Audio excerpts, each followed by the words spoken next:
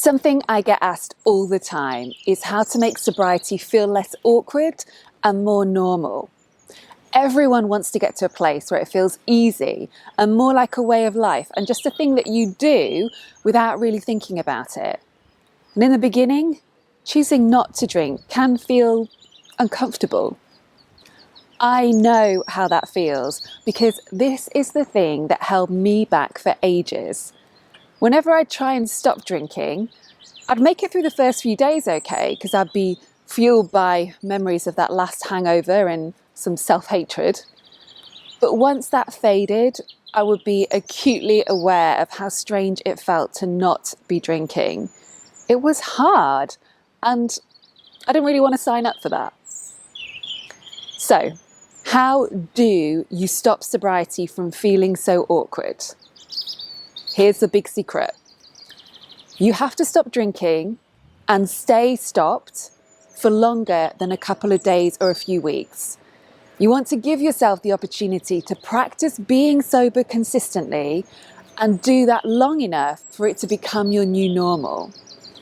When you try and just cut back or quit from Monday to Thursday each week, you don't ever do that. Now, I'm going to talk about timelines and how long to stop for in a moment. But first, I want to invite you to think about all the other areas of your life where you naturally give things much longer before drawing any conclusions about them. So think about starting a new job, for example. That can be really awkward and uncomfortable. You know what it's like. You turn up on the first day and you don't know anyone's name. You don't know where anything is.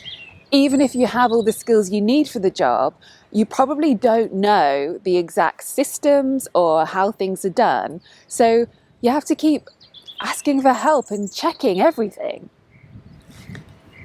Starting a new job can be really challenging. But what you don't do is go home after the first day and say, well, I have tried it once and I can see it is always going to be like this.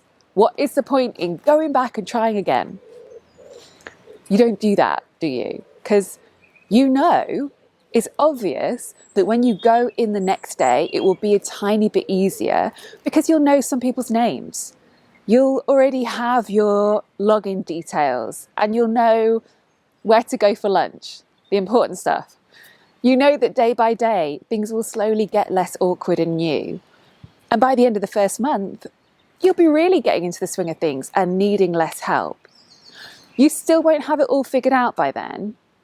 In fact, I think most jobs have a probationary period for longer than that. So you might not feel that comfortable. You'll still be really thinking about what you're doing and getting to know everyone and on your best behavior. But you can see the change, you can see the progression. Quitting drinking is a very similar process. Yet the mistake so many people make, and I know I did this too, is creating a whole story about alcohol-free living after the first day or the first week. We're happy to give alcohol lots and lots of chances, but with sobriety, we are just not so patient or generous. And that means we often don't stick with something long enough to get to the good bit and truly experience alcohol-free living. Consider this for a moment. If Friday nights are your tricky time of the week, when you are most inclined to say, ugh, I'm having wine tonight, then not drinking on a Friday and learning how to relax and cope and treat yourself in a different way, that needs to be practiced. If you stop drinking for a month, there might only be 4 Fridays in that month. There's only 4 chances to practice. And I think going from I must drink on a Friday to alcohol-free Fridays are the best, going from one to the other in the space of just 4 Fridays is a big ask. But could you get there in 8 Fridays? Depending on the support you're getting and the mindset work you're doing, actually, I think you probably could. It's the same with other things as well. I recently challenged some of my Getting Unstuck graduates who've already taken my course, so they've already stopped drinking. I challenged them to socialise sober 10 times. They stopped drinking months ago, but They just haven't had much experience of going out yet sober because of lockdown and all our other restrictions. So I said to them, don't go out one time and then come back to me with a story about how awkward that was. Commit to going out 10 times so you can practice this new thing and collect data. And then after that, if there's a pattern coming up or something that needs a bit of work, then yeah, we can work on that. We'll have enough evidence to really explore that. So have a think about how many chances you've given alcohol and how long you tend to give other things a chance before stopping to reassess and make a judgment. I recommend taking a break from drinking for a minimum of 6 weeks. But really, 90 to 100 days will be better. There's a lot of good stuff that happens around that mark. Treat your break from booze like starting a new job. You're not going to draw any conclusions or create a story about it in the first few weeks. You're going to give it time. And you're going to seek out extra help and support and training when you need it.